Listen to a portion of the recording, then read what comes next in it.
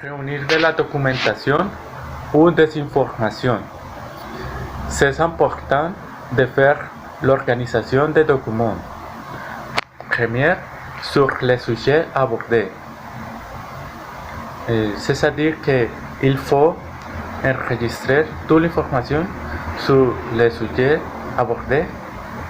C'est-à-dire que dans ce cas, le sujet abordé, c'est comment faire une interview. Deuxième, sur la personne à approcher, c'est-à-dire la personne qui va être interrogée dans ce cas. Préparez un questionnaire. Nous vous donnerons 5 idées qui peuvent vous aider. Première, il est important de créer des questions avant l'interview car cela peut aider à assurer la continuité du sujet. Deuxième, rappelez-vous toujours de poser des questions ouvertes. Nous ne voudrons pas avoir des réponses par oui ou par non. Troisième, essayez de poser des questions courtes. Cela aide à réduire le temps et à tomber dans les redondances.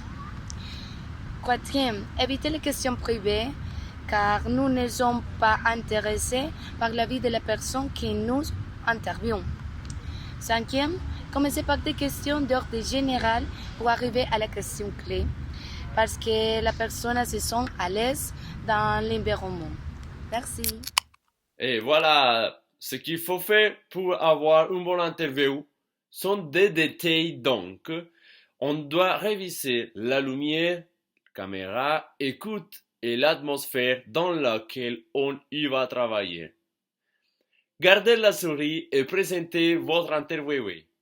Puis vous allez poser des questions sans hésitation car cela pourrait lui rendre suspect. Alors évitez gâcher le temps. Si la durée peut être raccourcie, c'est mieux et plus facile avec un guion déjà préparé. Pensez-y aux détails et aspects personnels qu'on puisse demander. Soyez pertinent et précis. On va voir après l'interview. À la fin, réalisez vos noms rapidement et complétez-le si on a besoin. Sinon, n'oubliez pas que le sens de garder l'inédit et spontané de notre interviewé, c'est l'objectif. La clé du succès pour ce travail est la préparation détaillée, l'anticipation et la créativité. Merci, au revoir et j'espère que vous ayez une bonne interview.